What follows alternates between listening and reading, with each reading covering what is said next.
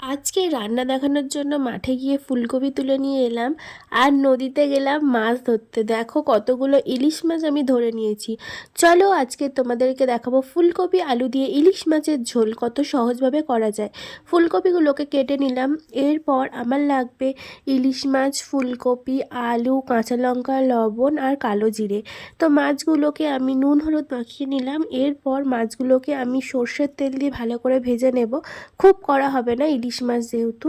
এরপর আমি ফুলকপিগুলোকে খুব ভালো করে ভেজে তুলে নেব। এরপর আমি দিয়ে দেব কেটে রাখা আলুগুলোকে দিয়ে খুব ভালো করে ভেজে নেব। কড়াইয়ের মধ্যে কাঁচা লঙ্কা আর কালো জিরে দিয়ে আমি ভালো করে নাড়িয়ে নিলাম। এর মধ্যে আমি হলুদ, লঙ্কার গুঁড়ো দিয়ে জল দিয়ে গুলিয়ে নিয়ে ঢেলে দিলাম।